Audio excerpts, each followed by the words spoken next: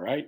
All right, guys, welcome to my home and question of strength. I already see that we have some questions in the menu. That's always a very good sign. So, as those questions pop in your head during my presentation, you can type in what these questions I have, the more fun we're going to have.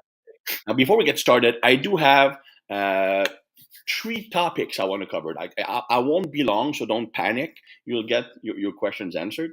But it's something I've been that I recently found that changed my opinion or knowledge about something a bit. And the other things are just things that tend to piss me off. Maybe I will just cover two of them. Depends on how much time I have, because I want to have more time for your questions.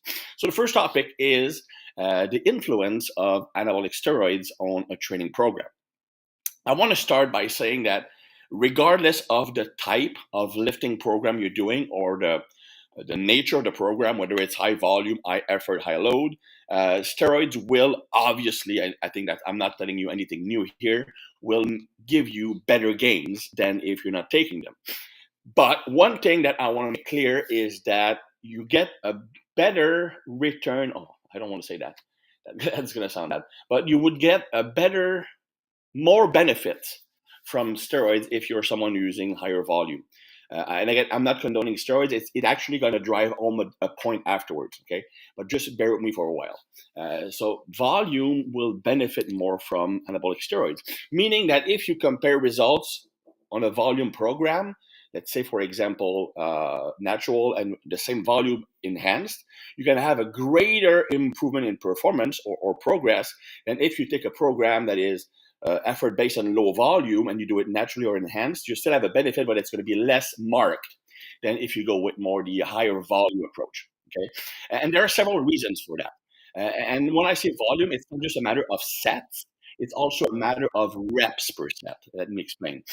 Uh, One recent finding I learned about from talking to my friend Broderick Chavez, who is an expert in that kind of thing, uh, pointed out that anabolic steroids are actually more effective at stimulating growth in the slow twitch fibers rather than the fast twitch fibers, which was actually somewhat surprising to me.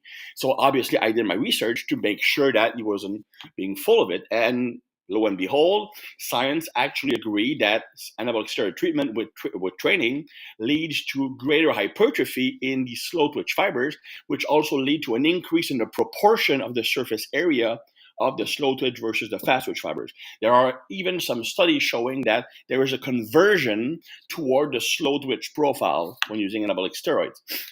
Obviously, that was done with endurance training, that last one. So I would not freak out about increasing your slow twitch ratio with training. But the matter is still correct that you do get better gains in the slow twitch fibers than the fast twitch fibers. And that's why you can have guys who look like beanpole or pure ectomorph. When they get on steroids, they morph into a completely different species. Whereas you're going to have someone who's naturally muscular, is going to become a bigger version of himself, but it's not like that much of a drastic mutation. Okay. Uh, so why does that impact volume tolerance or the benefit from volume training? First, if you do higher volume of work, especially if your rest periods are short, which normally they would be if you're using a higher volume of work, the rest periods tend to be shorter than if you're using a low volume approach, simply from a time management perspective. If you have like 30 sets in your workout to do and you take the full 3 minutes of rest between all sets, that workout will last an hour and a half only in rest periods, not even counting the work. That's in the 2 hours, maybe even more duration. That might be too long for most. So that's why people with lots of volume will tend to resort to things like supersets or drop sets as a matter of accumulating the volume, or just using rest periods in a 1 minute to 90 seconds range.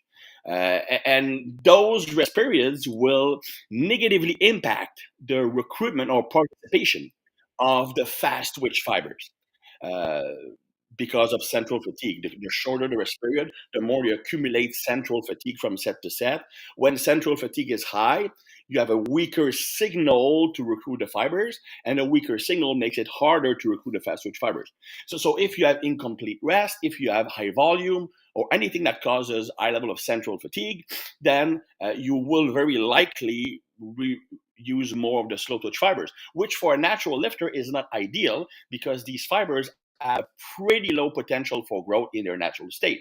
But for the steroid user, by dramatically increasing the hypertrophy response of those fibers, you actually benefit from that type of training, if that makes sense. If I'm using a low volume of work and a high effort method, the steroid will still benefit, okay, because it just drives protein synthesis that much more, but it would not be as marked of a benefit as if using higher volume of work.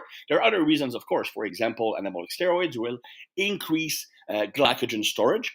By increasing glycogen storage, where you can store more energy for muscle contraction, intense muscle contractions, that allows you to do more volume without depleting muscle.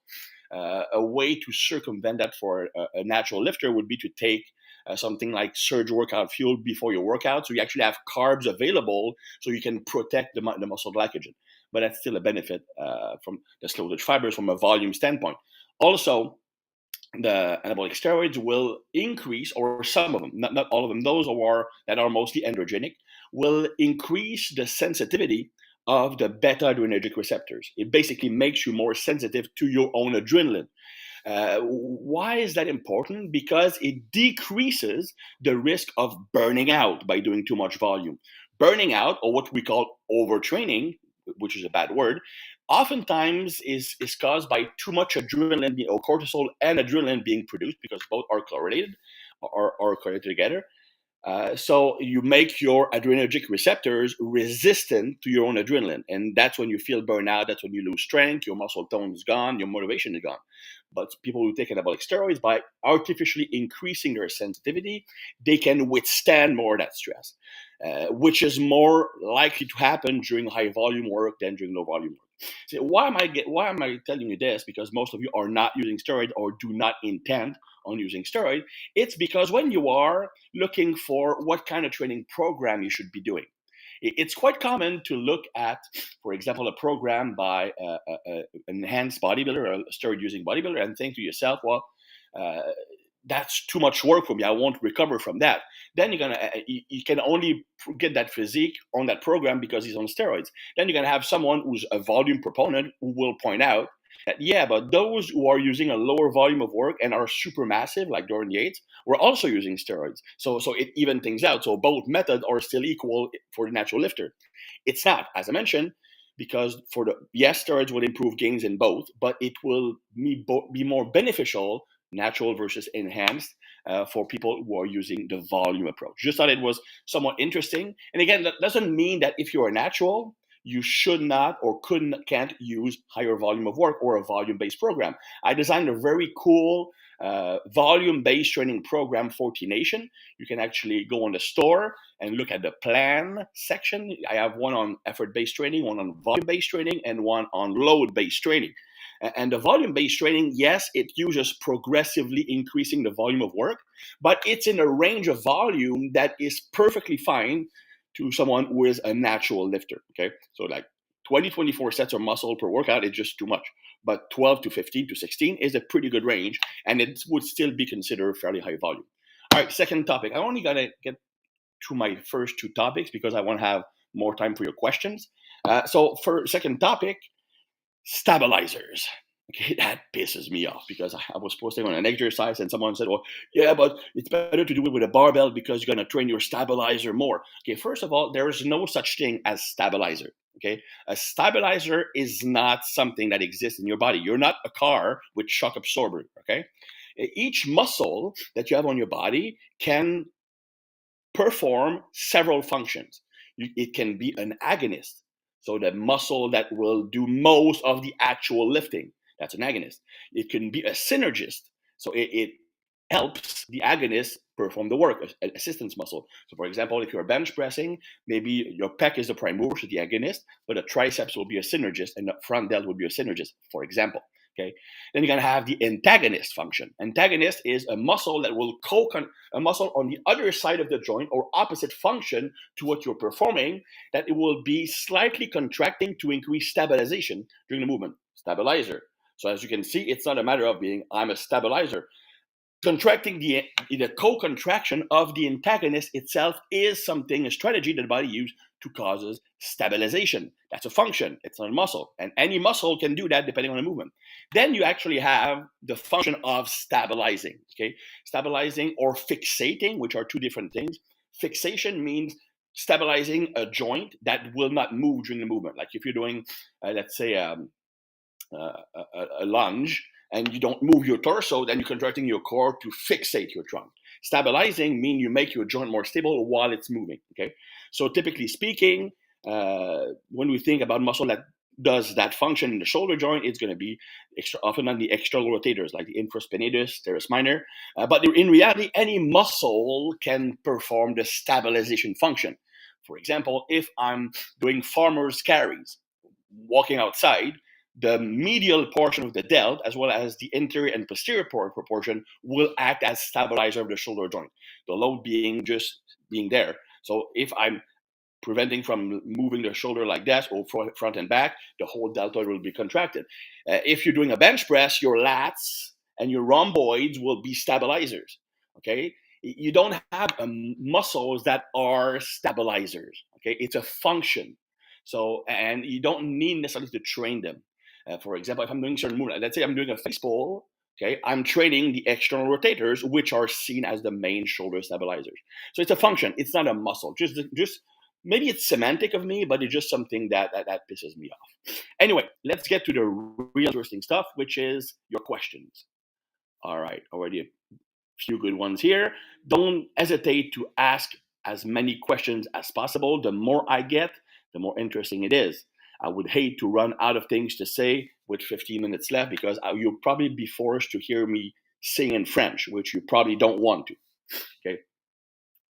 Could you talk about flexibility and mobility work, loaded stretching and ballistic stretching? It depends on what you're trying to accomplish. Obviously, I'm someone who just typically hates static stretching, not because it's not effective. It can absolutely be effective if done properly, just because I find it mind-numbingly boring. Okay, but it's certainly something that might be beneficial and might be the proper strategy in some cases. Now, I would probably not jump into ballistic stretching, which is swings trying to gradually increase the amplitude of movement, with someone who has poor tissue extensibility. So some people do really do have muscle that just cannot be extended. Okay, that doesn't stretch that much. In that case, yes, the static stretching at the beginning can actually help. Okay, before doing the ballistic stretching or the loaded stretching. Again, I'm biased because it's something I've been using for literally decades, at least 20 years. I've presented on that topic several times in seminars. I've written several articles on T Nation about it, but loaded stretching to me is, I want to say, the golden grail of mobility work, mostly because it improves active mobility faster than any other method. PNF might be a very close second. Okay. But again, PNF is somewhat of a loaded stretching because when your CNS is essentially you stretch a muscle, then you contract it again resistance, which would be loaded stretching, then you relax. Anyway, that's not the exact same thing, but it falls in the same category of stretching while doing muscle work. Now, why I like loaded stretching over regular stretching is that first there's a load progression to it. You actually see yourself uh, improving because you are being able to do the loaded stretch with greater weights. Second, it actually has one thing that static stretching doesn't always have, although you can do it if you if you voluntarily contract the muscle once it's being stretched. So for example, if I'm doing a hamstring stretch, I'm raising my leg on a bench, for example, and I'm leaning forward. Well, I can actually get somewhat of an active stretch or loaded stretch by flexing the hamstring by trying to push my heel down into the bench. That will create a contraction in the hamstring while it's being stretched. But typically, when we think of static stretching, we always tell people to stay relaxed when they do it. And the problem is that in sports and even in life, when you reach a position that is dangerously stretched out, typically it happens while you're moving. And when the muscle itself is probably contracting or producing force. I'm a football player, let's say, for example, I'm tackling someone, but he's a bit further away from me, so it stretches out this. But I'm contracting my pec in front, delts, and biceps. Okay, so if I only do static stretching while the muscles are relaxed, I do not develop the capacity of the muscle to keep being elongated or reaching a long position, stretch position, while it's also contracting, which is what happens in sports, and making yourself stronger in that position or better able to contract your muscles and create tension will actually help you reduce the risk of injuries because you can actually stop instead of being just overstretched by the momentum of the external resistance pushing you down. So that's one of the reasons why I prefer active stretching, loaded stretching. Also, when you do loaded stretching properly, you understand that it needs to be a contraction. So, for example, if I'm doing a dumbbell press or dumbbell fly stretch, it's a dumbbell press stretch. I'm going as low as I can. I'm raising my chest to increase even more stretching in the chest, but I'm also contracting my upper back and lats as hard as I can for the whole duration. It's not just a matter of reaching the position, but also co-contracting to stabilize that joint. Okay, and that trains the nervous system to create stability in that vulnerable position, which further increases, I would say, injury resilience. Okay. Plus, a side benefit is that you can actually build muscle with loaded stretching because it's loaded work. You're creating tension in the muscle, and tension is the main driver of hypertrophy. And having tension in the lengthened state is one of the strongest hypertrophy stimulus you can have. So if your set lasts anywhere between 60 and 90 seconds under tension, and you reach a point where you cannot hold the position any longer, muscle failure or something like that, then you can almost build as much muscle with loaded stretching as you can with regular lifting. So that's a side benefit. Another benefit is that you could actually increase the conversion of slow twitch to fast twitch fibers. That might sound counterintuitive because, well, you're not moving fast. In fact, you're not moving at all.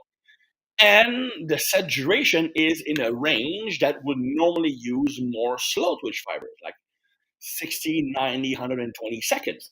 But what happens is a phenomenon called um, hyperemia or occlusion or whatever you want to call it, mostly occlusion training. Like the blood pressure cuff that you put around a muscle that reduces blood flow in and out of the muscle that creates that occlusion effect, which is a stimulus for growth. Well, you can get the same thing during loaded stretching because the two conditions that reduces blood flow from and outside to and outside of the muscle is first muscle contraction because it compresses the capillaries, and second, it's stretch. Stretch reduces blood flow to and out of the muscle. So if you are contracting a muscle while it's being stretched, you are creating an occlusion effect on that muscle. So oxygen cannot come in and lactate cannot come out. And this actually favors the recruitment of slow twitch fibers. Fast twitch fibers require oxygen to create energy, to produce energy to contract.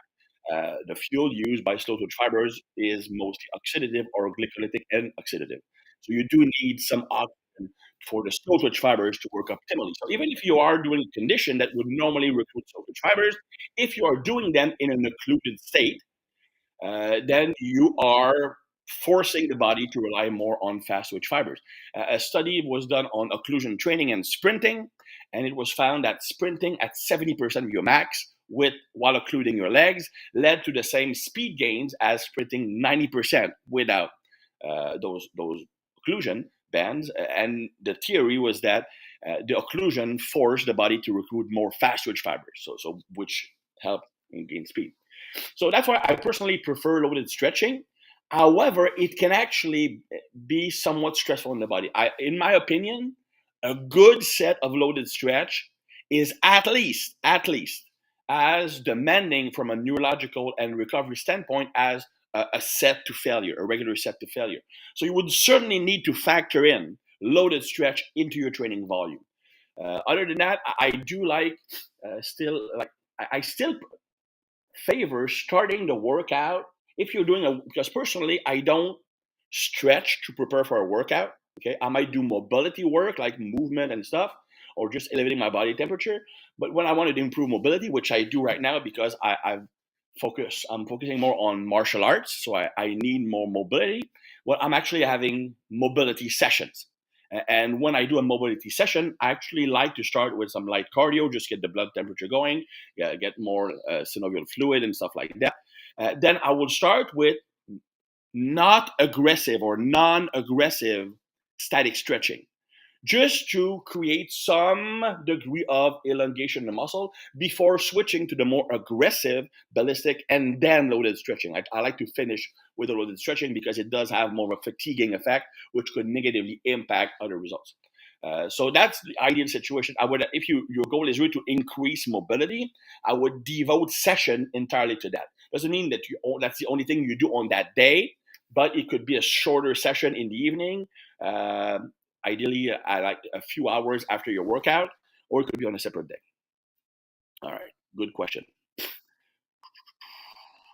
Uh, what is the difference between taking just Surge versus Smack 10 and plasma together? And what about typical bro pre-workout of caffeine drink with Canadian quick sugar? Okay, um, that's a good question. Okay, first, uh, Mag 10 and plasma, the benefit would be you're going to have more amino acids. You have the same type of carbs because Surge and plasma use basically the same carb source. Uh, you will get a bit more of I want to say workout performance stuff in Surge workout fuel. So it can actually improve uh, lactate tolerance. It can increase workout capacity. It can a bit better than plasma. Plasma, if especially plasma actually okay. You don't have Mag 10 to plasma. You would have had Mag 10 to Surge. So yeah, got the wrong question. Uh, Plasma. Let's just compare Surge and plasma first. Okay. So the difference would be that plasma will have amino acids in the form of casein hydrolysate, dienteropeptides, which is probably the best source of amino acid if you want a quick hit in blood amino acid levels, which is what you want when you're training. And it's going to have the same type of carbs, but there's less performance enhancing stuff. Workout fuel does not have the same amino acids, although it does have leucine, which will trigger anabolism even better than just amino acids. Um, but it does have stuff in there that will give you a little bit more resistance for your set. Maybe be able to do one or two more reps, more fatigue resistance, faster recovery between sets, better blood flow, uh, better nutrients delivery because of the electrolytes ratio. Okay, so yeah, you could add Mag 10 to that, which is what I personally do nowadays instead of using plasma. Because I find that workout fuel is a bit better workout product, but the only thing I'd like to have is a bit more protein when I'm triggering protein synthesis with the leucine. So the Mag 10 would certainly fit that bill. So to me, that would be literally the perfect workout strategy because you have all the benefits, all the goodies from the workout fuel, which will make your workout more effective. And you also have the protein that will drive anabolism. Now, if you're someone, for example, who as a protein meal or protein, well, when I say protein meal, a meal with at least 20, 30 grams of protein, let's say between 1 and 2 hours before your workout, you could probably just go with Surge workout fuel because you already have amino acids in your body. Okay. So in that case, you go with the less expensive alternative of just using workout fuel because you still have the amino acids and you have the leucine in the workout fuel that will trigger anabolism. Okay. If you're someone who wants to have it all without paying for two different supplements, you just go with plasma. Okay, so it really depends on what you're willing to invest. Now, as far as the typical bro pre-workout, it's essentially a stimulant cocktail. Okay, yeah, caffeine is in there with very high doses. By the way, caffeine from coffee is not the same as caffeine in supplement form, which is normally caffeine anhydrous, which has been shown to lead to a different pharmacokinetics and also increases cortisol release more than caffeine from coffee. Not to mention that coffee actually has antioxidant and stuff like that. So when I say what I'm going to say does not apply to coffee unless you are really, really excessive with your coffee consumption, is that pre-workout with a stimulant in them. A stimulant is something that amps you up. Caffeine, ephedrine, synephrine, uh, DAAA, something like that. Anything that, or derivative like ephedra, that several problems. First, it increases cortisol and adrenaline or stimulate the adrenergic receptors more than regular training, which is why you're amped up when training. The problem is when you're amped up, when you artificially amp yourself up for training, it's essentially like taking a loan at the bank. Sure, it's cool, you have more money, you can invest more money, do more volume, do more load, do more work, but you have to pay back with interest, okay? Because you're artificially blunting your response to fatigue. So you might actually do more work than you can recover from properly. Okay. And oftentimes what happens is people will be super tired because they did too much. Then the next day, because they're tired, you're going to take again the same stimulant, sometimes more. So they constantly masking that fatigue. Well, the problem is that you never adapt your load properly. Okay, like being fatigued from a workout to the point where you would not normally be able to perform the next workout. To me, that screams programming issues. Okay, so if it's like I have a shoulder pain, I'm gonna take anti-inflammatory and I can train my bench press. Yeah, but maybe try to find out why your shoulder hurts and fix that in your problem before putting a band-aid. Okay. Second, from a normal standpoint, those stimulants will lead to, if you chronically use them, will lead to a higher level of cortisol, which can lead to a decrease in testosterone and estrogen level. Why? Because all of these hormones are created from the same mother hormone called pregnenolone. So the more cortisol your body has to produce, the less raw material it has available to produce testosterone and estrogen. And that can lead to hormonal imbalances, excessive cortisol versus uh, lower testosterone, which will kill your libido and kill your gains. And so that's again what about the carb. Okay, yeah, I hate to do this because I work for T Nation, so I might be seen as having a bias toward the supplements. Although I will be frank, I actually participated in the creation of some formulas. So what's in there, I strongly believe is the best option. But there was a study, and I hate to say this because I don't have the study on me because I wasn't planning on answering that question. There was a study done on the type of carbohydrates and exercise performance. And what was found was that simple sugar that is used in regular pre-workout, like dextrose, for example, actually led, that was a repeated high intensity swimming performance. It actually led to a lower total workload. Whereas highly branched cyclic dextrin, which is a carbohydrate used in surge workout fuel and plasma, increased our workload, even if the quantity of carbs was the same. The reason is that simple sugar, yes, they're absorbed fast, but they spike insulin too much. And when you combine high insulin with high energy expenditure from the workout, you can dip into low blood sugar mode. Okay, blood sugar. So, and that would obviously lead to fatigue and hurt your performance.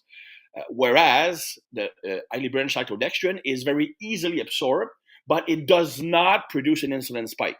So it actually absorbs kind of like a quick carb, but does not lead to a reactive hypoglycemia, which is why for increasing volume of work, it's superior to just good old sugar. The sugar will certainly improve your pump because insulin is vasodilatory. It increases blood, it dilates blood vessels, so more blood can go in there. But from a work capacity standpoint, it doesn't do much. That can actually do more harm than good.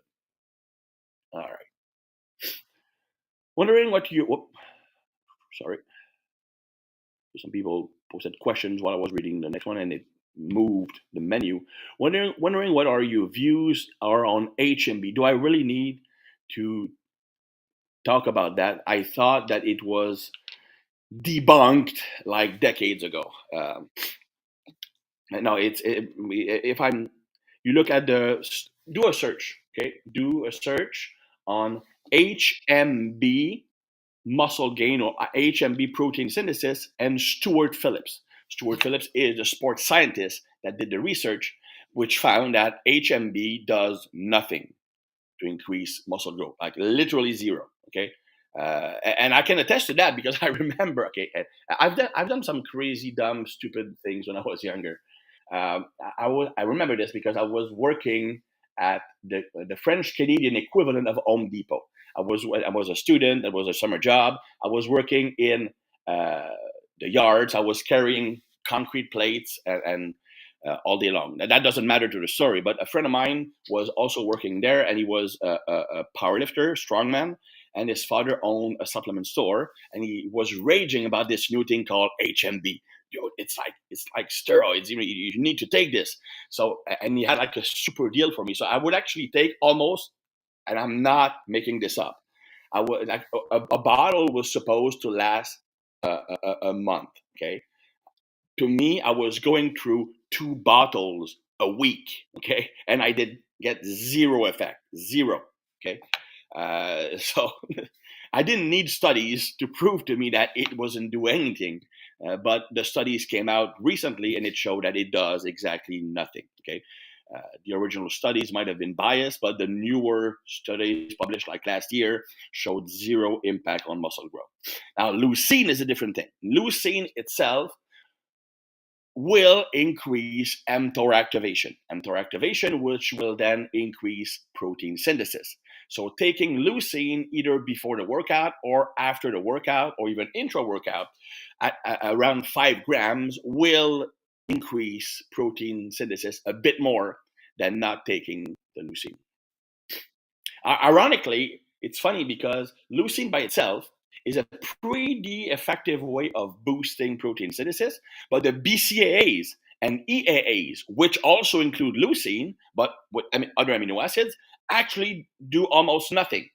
The reason is that the leucine is the main amino acid that triggers protein synthesis. You look at the BCAAs, you have leucine, isoleucine, valine. Okay, and all 3 amino acids compete for the same transport. Okay, it's like there are 3 people wanting the same Uber driver. Okay, so meaning that the leucine and isoleucine reduces leucine absorption and not absorption but transport, and they are not effective at stimulating mTOR. So adding adding isoleucine and valine to leucine makes the leucine less effective. EAs are the same thing. So if you want improvement in protein synthesis from amino acid, go with straight leucine. I read on Instagram, the universal source of quality information that you train now more as a fighter. In that case, it's actually pretty accurate. Can you share some info about what are your example, low volume intensity? Well, okay, I'm not training as a fighter. That's a bit, I'm going to say, extreme. I'm doing martial arts twice a week. It started out as okay, my son started karate and BJJ, so I want to do something with him.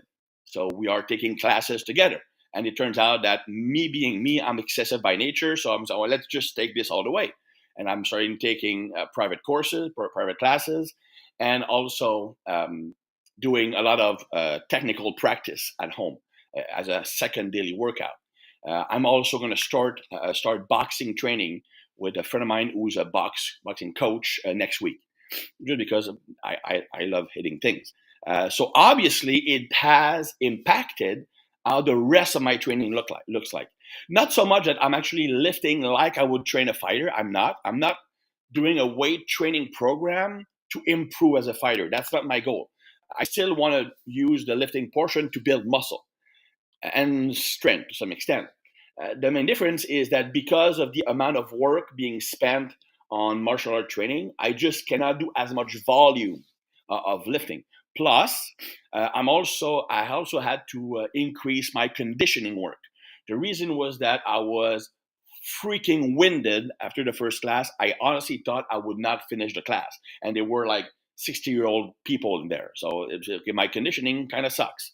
So I actually had to up my cardio. So I'm doing steady state cardio every day, and I'm doing again not to a degree that actually interferes with my workout. It's essentially like very very low. Some people joke that it was like zone zero cardio. That's pretty much it. It's just physical activity. I'm just moving more every day just to get my 10, 12,000 steps. But I also do 2 harder conditioning sessions, which would either be heavy bag work. It can be a combination of loaded stretching for time with a metabolic exercise like kettlebell swings, for example, or it could be a salt bike or something. Or I could go outside and do a farmer's walk. but I'm doing a lot more conditioning. So obviously that reduces the amount of training I can spend on muscle growth. Plus, I'm trying to get my body weight down. I'm gonna say I went up as high as 228 earlier this year when I was really focusing on being as big as I could for the gram. Um, but I started to have sleep apnea issue. I felt super bad, but now I want that more of a fighter look. So to me, knowing my body type, my height, my that would be around 195 for me. Right now, I'm morning weight 205, and it ranges between 205 and 207, depending on how many carbs I had. So I still have like a 10 more pounds to lose. So I am in a deficit. So obviously I cannot do as much lifting volume while being in a deficit. So my training approach it is more of a higher effort, lower volume kind of training. Uh, I wouldn't go as far as saying Menzer-ish. It's more like I have what probably very similar to what my friend Paul Carter is doing, like around 5 work set per muscle. I'm hitting everything. The only difference between me and Paul is that I tend to use a higher frequency of work per muscle. I like to train each muscle a bit more often, but because now I'm doing a lot more work, I'm switching back to one muscle each once a week. Honestly, I don't expect to build muscle, mostly because of the deficit and the amount of work I'm doing. But if I can just maintain the muscle mass I have right now while I'm leaning out and improving my conditioning, I would say goal accomplished for me. What do you think about doing 4 sets of 5 to 7 reps and two back-off sets of 8 to 10 reps? That's what I'm currently doing, and I enjoy it. You do it for rows, close your bench press, and overhead press. Okay.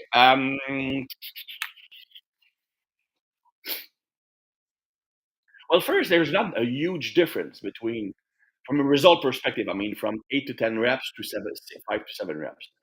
I mean, the benefit that I could see here would not be on hyper. To me, that's just 6 work sets, because the amount of muscle growth you're stimulating from all these sets is going to be the same on a set basis. Again, go back to the theory of maximally effective reps. If you reach the same level of effort in a set, it doesn't matter how many reps you're doing total. Okay, you're still going to get the same benefit from a hypertrophy standpoint.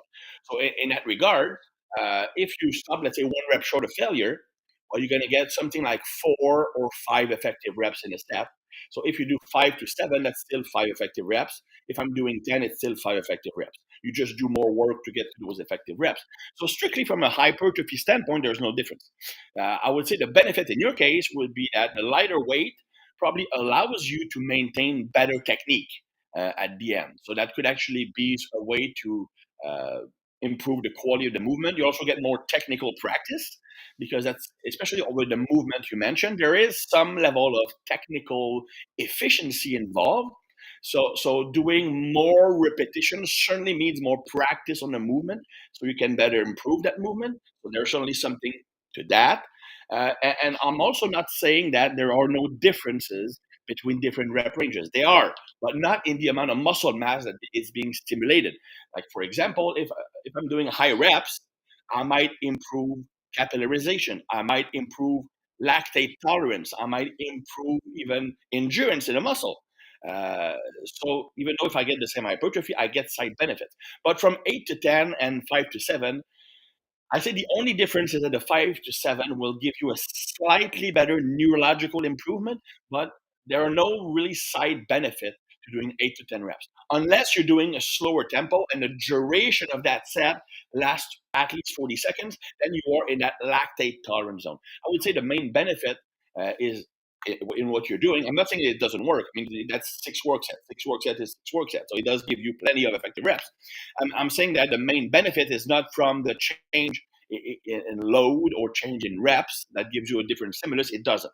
The main benefit, it probably allows you to keep a higher quality of reps as you're getting fatigued from the first 4 set. It gives you a bit more technical practice. So I would say, yeah, if you feel good about it, go for it. I mean, I see no issues with that. I just wouldn't say that 8 to 10 and 5 to 7 would give different lifting stimulus for hypertrophy. Just listening to this talk is great. I appreciate your comment. Thank you. I mean, and obviously, I don't like compliment. That's part of my nature, but I appreciate this one. Please explain the correct Bulgarian split squat technique, especially how to set the box height for the elevated foot. I'm 6'3". Could it be that a regular bench is too high? Always back pain. Honestly, I need to see you, and I hate to be an ass because I can't really answer your question because I'm sitting in my living room, in my kitchen, uh, fixing my computer with zero equipment, so I cannot demonstrate the exercises. Okay, and I'm not wearing pants, so I'm not going to do that anyway. Uh, so it's really hard for me not. If you're having back pain, it could be that it's too high and it's stretching the hip flexor in the back leg, or you could be too far forward. Anything, if you feel a stretch in your hip flexor, that might be what's happening. Okay. Now, if you are tall, I, s- like you are, and I suspect you have long legs, uh, then what you want when you're doing Bulgarian split squats is to go straight down. Uh, it's just going to stretch. But that's why the Bulgarian split squat is not the best exercise for you. I would go with static lunges, much easier on your body and will be better suited for your body type. Now, what's the difference between a, a s- a lunge and a split squat? A lunge is just that you are lunging forward. So even if you're starting from a static, I don't like lunges where you step forward and go down. I prefer you start in that split position and then you're going down. The main difference between a split squat, you would go straight down, up and down, up and down, up and down, which means the knee normally will not travel over the toes, and it's more of an upright thing. A lunge would be where you are actually going down, but lunging forward, not bending forward the trunk, just staying upright and lunging forward so that the knee travels as far as possible forward. That will stretch the quadricep more, which will give you a stronger growth stimulus. If you have long legs, then getting proper quad stimulation from a compound movement is a lot harder. So you really need to focus on stretching that quad. You might lack front ankle mobility, so you might need to elevate the front foot, the heel of the front foot. But to me, that would be a much superior variation to Bulgarian split squat. First, because as you mentioned, you seem to have back pain, which I suspect is a hip flexor issue. So right from the start, that makes the movement less effective. Also, there's much less stability in that movement. So less stability means less muscle tension in the target muscle. So the split squat, the split, static lunge would be the better option. Much easier to set up also. How do you recommend adapting the program to a newer type? Okay, it's not a question I want to answer here, and I know I'm being an ass. The reason is that it's a complex topic, especially if we talk about programming, because most people listening maybe they don't have any idea what neurotyping is, and they might not know what Eternal Warrior is. So for the next 5 minutes, people will just run away because I'm basically not telling anything that will interest them, and people have a low attention span. Sorry about that. It's more something that you need to answer me in private in my Instagram account. Uh, Regarding the pump and metabolic work, is it stupid to chase the pump as a natural lifter without TRT and PEDs? Okay, that's what natural is. No need to mention it.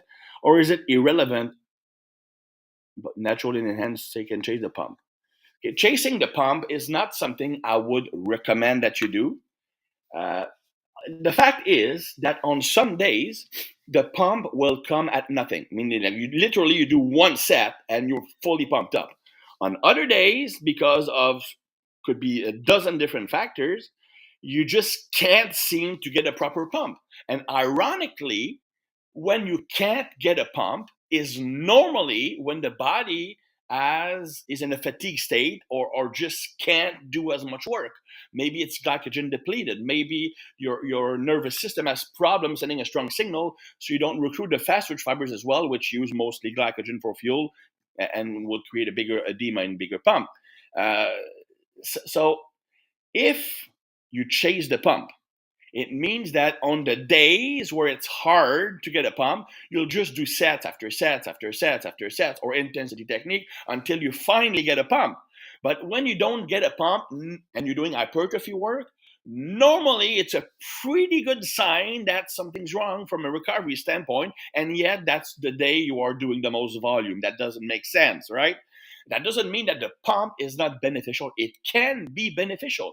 First, as a feedback mechanism, getting a pump in the target muscle kind of proves that the exercise you're doing and the way you're performing in it is hitting the muscle properly because you're creating contraction in that muscle, which leads to that pump. If you don't get any pump in a muscle, it could either be that from a recovery standpoint, you are not in a good state to be training, or that you're not doing an exercise that works for your body type, or that you're not doing it properly.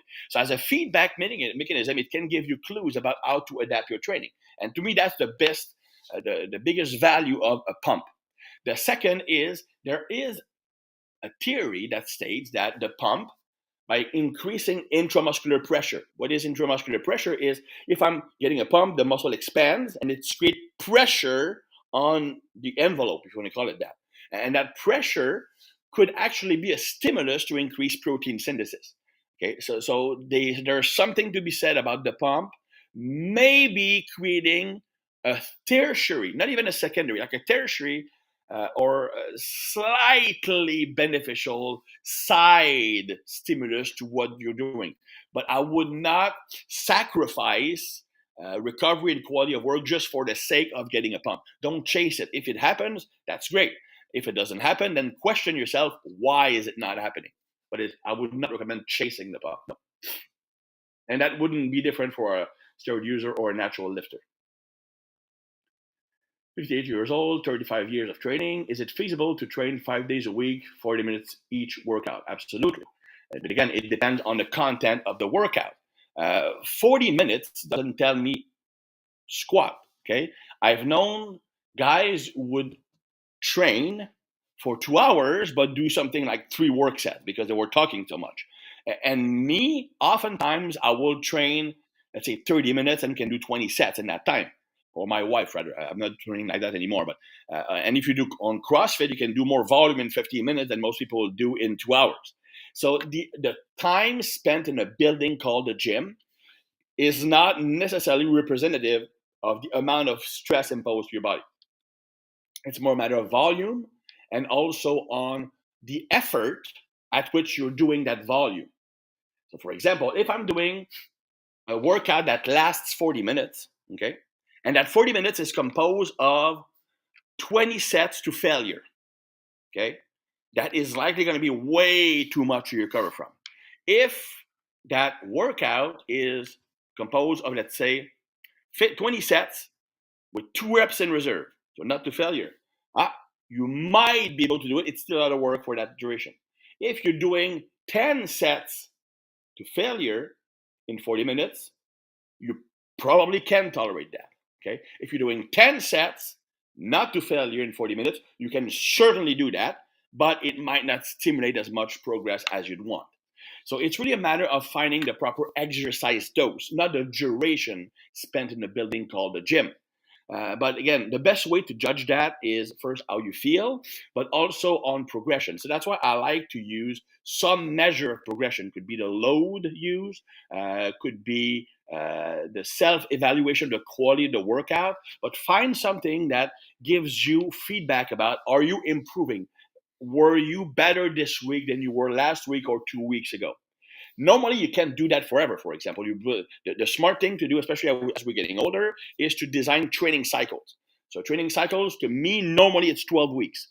In 12 weeks, you are gradually training harder and harder and harder and harder until you reach a 12 week, which is about as much as you can tolerate. Then you will deload or resensitize yourself with 2 to 4 weeks of easier training. Like 1/3 of the volume you reach during your cycle, then you start again your cycle. I think the main issue would not be the amount of stimulus you're providing, but if that stimulus is always the same, then there's no need for your body to adapt. You always need to train a bit harder if you are to make improvements, okay? But at one point, doing more means you can't recover. So if you stop that point and then you recover and then you climb back up again. That's how you make long-term progress. You need to train harder than you did last time, but at one point you can't do that. So you need to lay back, and you start again. New attack. That's what most people should train, especially as we're getting older, with less recovery capacity. What do you think of velocity barbell training? I answered that question last week, if I remember correctly, or it might have been on an Instagram live.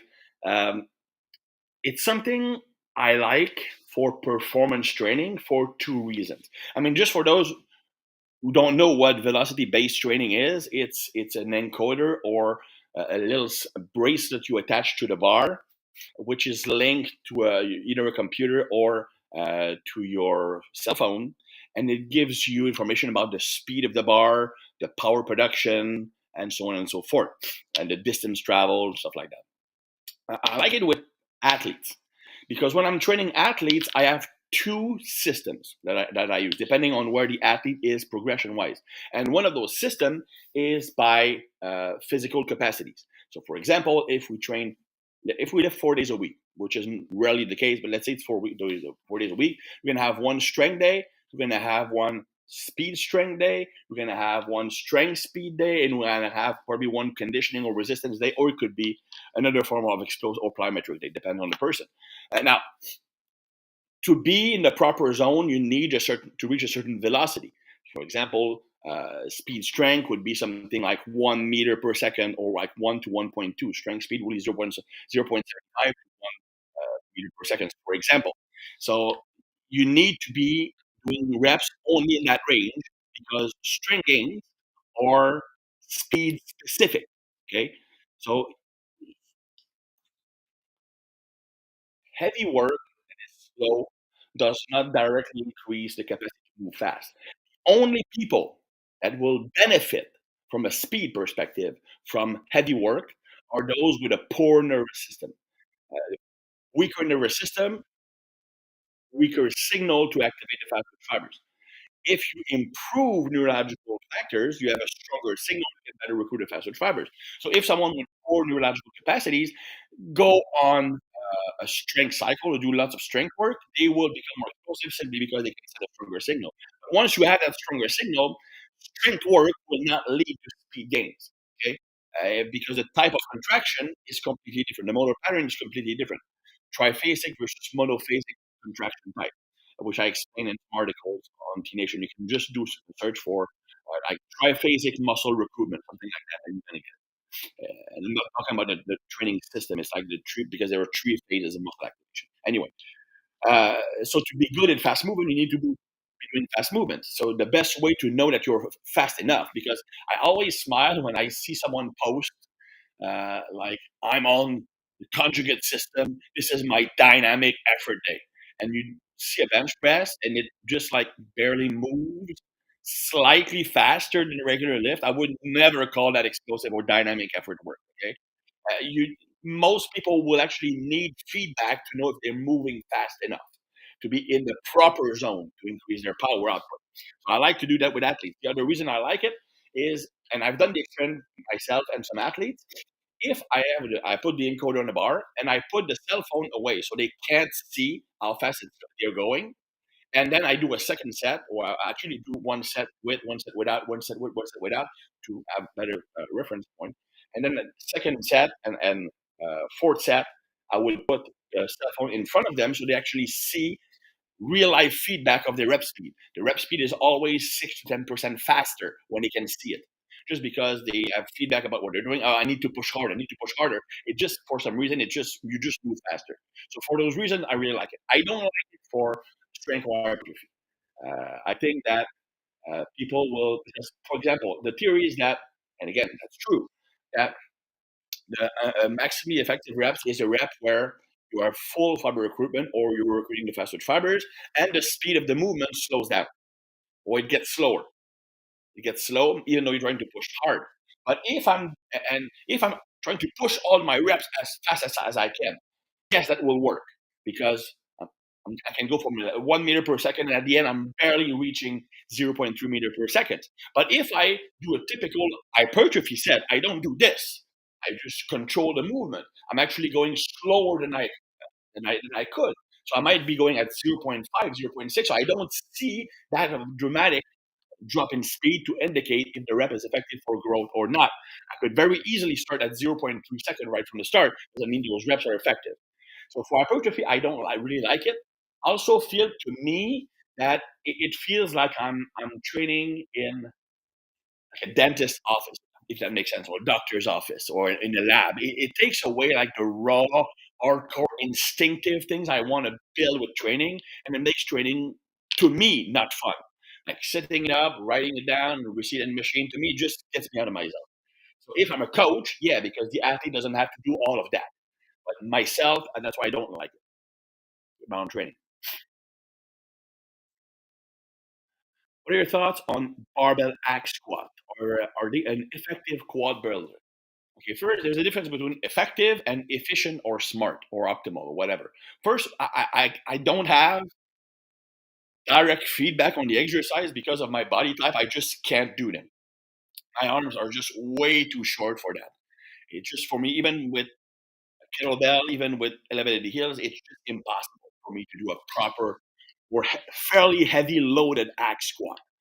I mean, I could do it like with a kettlebell or maybe like a light barbell, but I just can't get into position. I get maybe in the power rack, it just doesn't work well for me.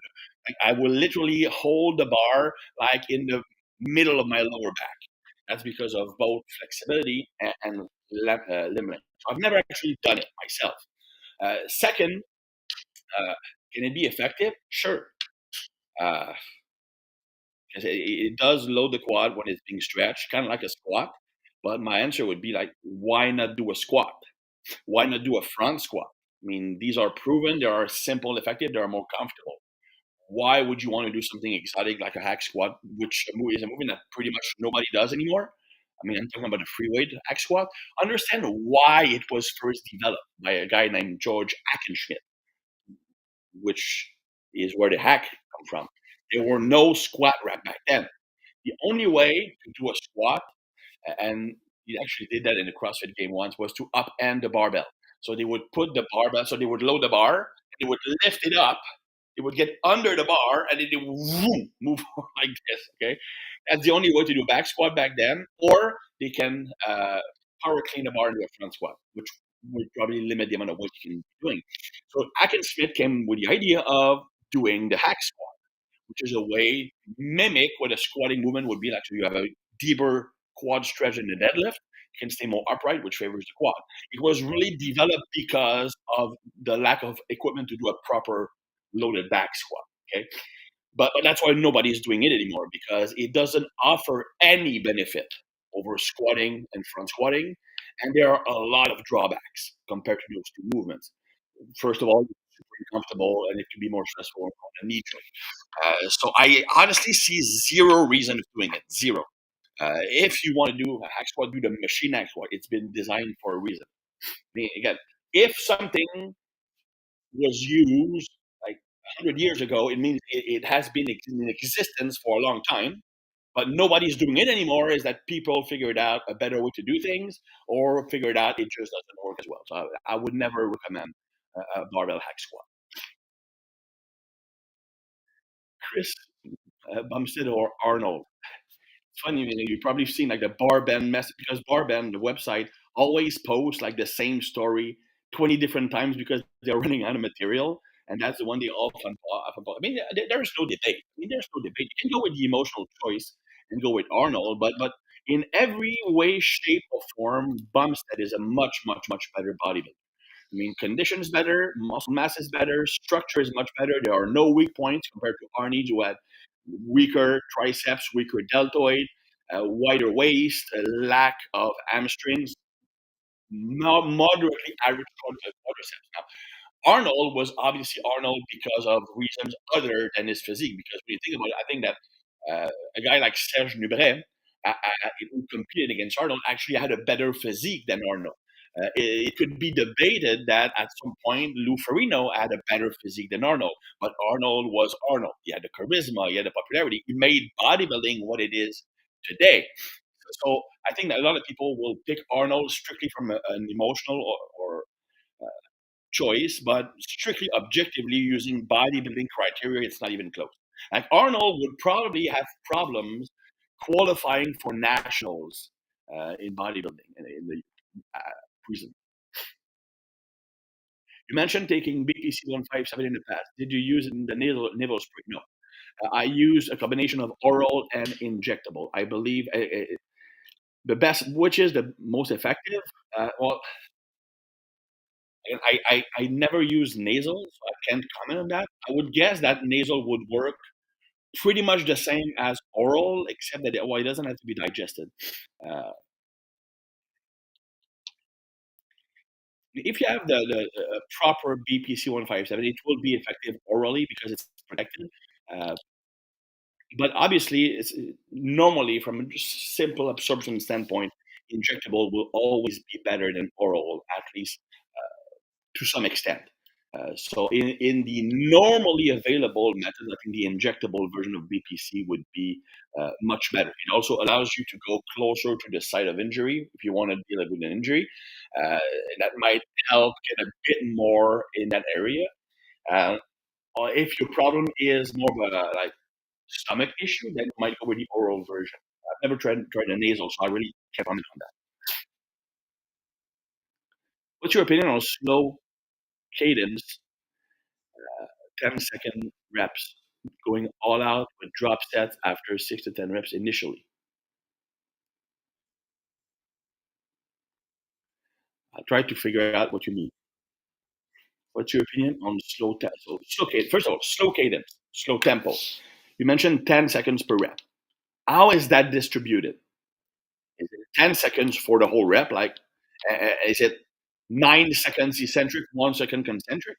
Is it 5 seconds eccentric, 5 seconds concentric? Is it 9 seconds concentric, 1 second eccentric? That can change completely what my opinion is. Uh,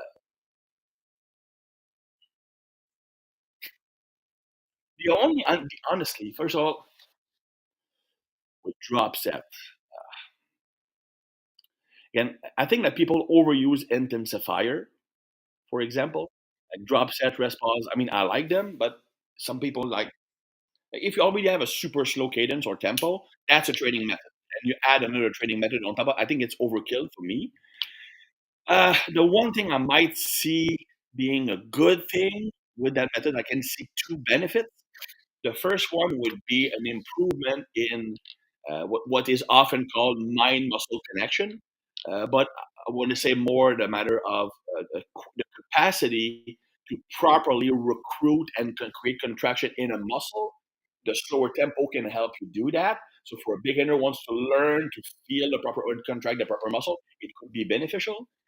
Um, it can also lead to a greater accumulation of metabolite and create that occlusion effect. So you can build up lactic acid, which can stimulate the release of growth factors, which is anabolic.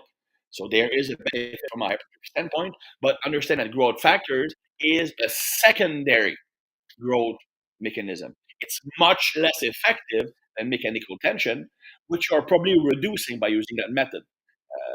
Because you're underloading the concentric and by going slow on purpose, you're reducing fast twitch fiber recruitment. So it's certainly if I'm using that, it's certainly something I would use more on isolated movement at the end of a workout once the bigger lift has been done. What's my opinion on Zercher squat? I'm a big fan of the Zercher squat. First of all, let's get something clear. The arms are not the limiting factor in a Zercher squat. I mean, I've seen a lot of people claim that because you're holding the bar in the crook of your elbows, arm strength is going to limit how much weight you can use. And as a result, it's not going to be efficient for leg development. Well, I've trained several guys who are stronger on a Zercher squat than a front squat. So by extension, does that mean that a front squat is a poor exercise? No, it's not. And that I've a friend of mine, Anthony Campbell, pretty good strength coach, has done Zercher holds with way over 700 pounds. So arms are not a limiting factor. Uh, yeah, so he has done like 500-pound Zercher for reps and stuff like that. I've never seen someone being limited by arm strength when it comes to Zercher. I can see someone being limited by the discomfort, but then you can use padding, you can use thick clothing, you can use knee sleeves on your elbow. There are ways to circumvent that. but arm strength is never a limiting factor on Zercher. What I like with the Zercher is that it's a front loaded squat. Okay. By being front loaded, it facilitates staying upright when squatting. So for someone with longer legs, by being better able to stay upright, it's a better quadriceps developer than a back squat, in which they would typically lean forward. Front squat would be another good option. It also is a very of all the squat style, it's the one that increases or improve the core strength the most. I mean, when I was doing Zercher squat, and I was doing at one point Zercher with added hanging band resistance, I would literally cramp in my obliques when doing the exercise. So, yeah, normally, if you're strictly talking about building muscle, maybe you don't want that. Okay, maybe you want to be able to focus more on the quadriceps themselves and not overload and overtax the core as much. But if your goal is squatting performance, then and if your weak point is your core in the back squat, then you can use a searcher squat as a way to strengthen that weak point, in the squatting movement, in the squatting pattern. It also strengthened the upper back a bit, the traps, the upper back. So that's a side benefit. So personally, I like it. Louis Simmons said that it's a very good way to learn how to squat because it actually forces you to do the squat almost properly. It's like a super heavy goblet squat, for example. So I personally like it, but it's probably not the best hypertrophy strategy for your quads. Hey guys, we're already over the hour. It's been, I think, a pretty good session. Hopefully, you appreciated it. Lots of good questions today. Varied question, which I like. It always challenges my mind. So I hope to see you next week, and obviously talk to your friends because the more we are, the more questions we have, the more fun we have. So until then.